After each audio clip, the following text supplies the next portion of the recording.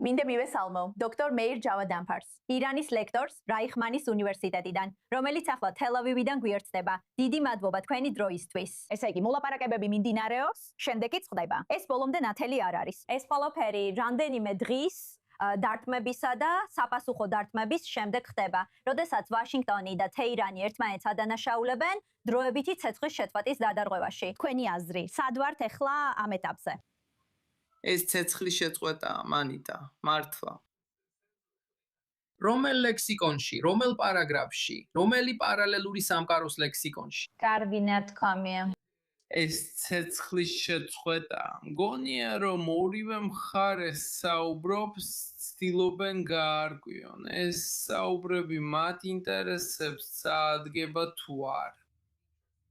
ეხლა, ერთი რამ, რაც აქ და ეხლა უნდა გავაცნობიეროთ, არის ის, რომ არსებობს ორი ფაქტორი, რომლებიც ირანს უბიძგებს სამხედრო ძალის გამოყენებისკენ, რათა აშშ-ოსგან უკეთესი პირობები მიიღოს. ერთ-ერთი მათგანი ხორმუზის საკითხია. ირანელები სურთ ხორმუზზე სრული კონტროლი ჰქონდეთ. ანიტა, ეს უნდა მივიღოთ. ეს იქნება მათი პოზიცია. ისინი მზად არიან გააგრძელონ ეს დაბალი ინტენსივობის გამოფიტვის ომი შეერთებულ შტატებთან, მანამ სანამ იმას არ მიიღებენ, რაც სურთ. ეს მათთვის ძალიან მნიშვნელოვანია. მეორე საკითხია ლიბანის საკითხი.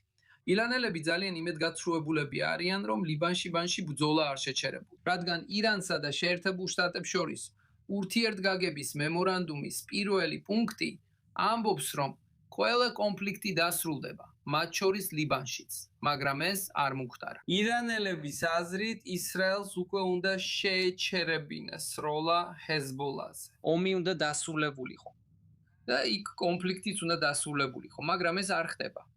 რა თქმა უნდა, ეს იმიტომ არ ხდება, რომ ეს ერთხრივი შეთანხმებაა. წერია, რომ ლიბანში ომი უნდა დასრულდეს, ის ჰეზბოლას სროლის შეწყვეტას არ მოითხოვს, ასე რომ ეს ორი ბუნდოვანი საკითხია. ერთ-ერთი მათგანი ძირითადად ირანია, მაგრამ ორივე შემთხვევაში ირანი ცდილობს გააძლიეროს თავისი პოზიციები აშშ-ზე სროლის გაგრძელებით. და ისინი შეამოწმებენ, რამდენად შორს შეუძლიათ წავიდნენ ყატარში აშშ-ზე ზეწოლ. ნამდვილად საინტერესო იქნება იმის ნახვა, რა გამოვა იმ მოლაპარაკებებიდან დოხაში, თუ ისინი მართლაც გაიმართება. თქვენ საუბრობთ თითოეული მხარის სარგებელზე. პრეზიდენტმა მასუდ პეზეშკიანმა დღეს განაცხადა, რომ ყატარში გაყინული 12 მილიარდი დოლარიდან 6 მილიარდი დოლარი შეთანხმების შემდეგ გათავისუფლდება და ირანს დაუბრუნდება. და თქვენი აზრით, ეს ფული კონკრეტულად რისთვის იქნება გამოყენებული? ანიტა, მოდი ვიფიქროთ. ეს არის ქვეყანა, სადაც 80 მილიონი ადამიანი ცხოვრობს.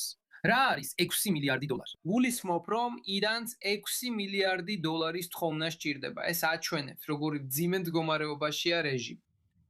ის ცდილობს გააუმჯობესოს ეკონომიკური მდგომარეობა, ის ცდილობს ირანში ბაზრის სტაბილიზაციას, პირველ რიგში უცხოური ვალუტის მიღებით. მიუხედავად იმისა, რომ ეს ძალიან მცირე თანხაა ესეთი ზომის ქვეყნისთვის, ასევე ირანელები ძალიან ბედნიერები არიან, რომ ჰორმუზის სრუტის ბლოკადა მოიხსნა და გემებს შეუძლიათ ირანის პორტებში შესვლა, რადგან ირანის პროდუქციის უმეტესობა, ყოველდღიური მოხმარების პროდუქცია ზღვით შემოდის. სასოფლო სამეურნეო გზები ბევრად უფრო შეზღუდულია და ძვირადღირებული.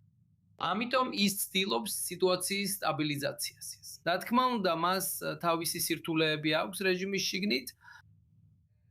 იმ ადამიანების მხრიდან, რომლებიც როგორც ჩემს წინა პასუხში აღვნიშნე, ცდილობენ ირანისთვის შეთანხმების პირობების გაუმჯობესებას აშშ-ოსთან დაპირისპირებით. და ეს ძალიან სახიფათოა ირანის ეკონომიკისთვის. მაგრამ ამ ეტაპზე პრეზიდენტმა პეზეშკიანმა თავისი გაიტანა. ასე რომ ისინი ეუბნებიან მას, ნახე, შენ მიიღე შენი ფული, შენ მიიღებ შენს ფულს, შენ მოგეხსნება ბლოკადა, ეხლა ჩვენ უნდა გადავცეთ კონტროლი. ხო, ჩვენ უნდა მივიღოთ გადაწყვეტილებები, ყველაფერი ჩვენი გზით გავაკეთოთ, რომ შემდეგი შეთანხმებისთვის კიდევ უკეთესი პირობები მივიღოთ. მაგრამ ანიტა, თუ შეიძლება კიდევ ერთ რამეს დავამატებდი. გთხოვდა ამატა? ისრაელის სახელმწიფოში მცხოვრები ადამიანები ვერ აცნობიერებენ, რამდენად დიდ საფრთხეს უქმნის ეს ისრაელის სახელმწიფოსა და მის უსაფრთხოებას.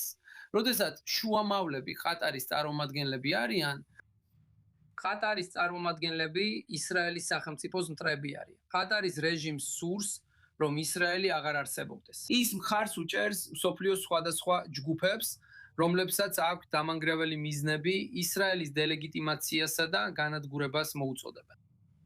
დღევანდელი ყატარი ფაქტობრივად ირანია, მაგრამ განსხვავება ისაა, რომ მას უფრო მეტი ფული აქვს და უკეთესი ურთიერთობები შეერთებულ შტატებთან. საელჩო ვაშინგტონში და შესანიშნავი ურთიერთობები ბატონ კუშნერთან, ბატონ ვიტკოფთან და დონალდ ტრამპთან.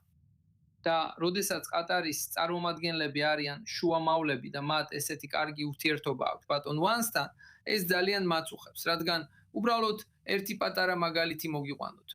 ყატარის წარმომადგენლები, მათი დიპლომატები, მთელ მსოფლიოში ყველაფერი, რაც ისრაელს ან ირანს ეხება, თუ დოხაში 1 საათში მივა, თეირანში 2 საათში მივა. მათ ძალიან ახლო ურთიერთობა აქვთ, ისინი არიან წარმომადგენლები, ისინი ირანელების არაოფიციალური წარმომადგენლები არიან იმ შესანიშნავი ურთიერთობის გამო, რაც აქვთ. და ეს არის რაღაც ისეთი, რომლის მასშტაბიც საფრთხეს წარმოადგენს, რომლის მნიშვნელობაც ამ ქვეყანაში სათანადოდ არ არის შეფასებული. ჩვენ ადრე სწორედ ამაზე ვსაუბრობდით გადაცემაში. ფაქტია, რომ ქვეყნის უმეტესობას ახსოვს 7 ოქტომბრის კადრები, სადაც ჰამასის ლიდერები დოხაში ცხოვრებას ზეიმობდნენ. ახლა რაც ხდება ბენიდა? მნიშვნელოვნად უფრო საშიშია, რადგან ახლა ისინი ირანის საკითხზე არიან პასუხისმგებელი. ჰამასი ერთი რამეა, ჰამას უფრო მეტად შეგვიძლია ვაკონტროლოთ, მაგრამ ირანის საკითხში ისინი ამერიკელებთან ერთად ცხედა. ანიტა, ისინი ბატონ ვენსთან ერთად ცხედა. და ეს არის ვერასდროს აგიხსნით, რამდენად დიდი საფრთხეა ეს ისრაელის სახელმწიფოსთვის. ეს ნამდვილად ძალიან შემაშფოთებელია. ყოველთვის ვაფასებთ თქვენს შეხედულებებსა და დროს. მადლობა როგორც ყოველთვის დოქტორ მეირ ჯაბარ დამფარ თელ ავივიდან პირდაპირ ეთერში. მადლობა.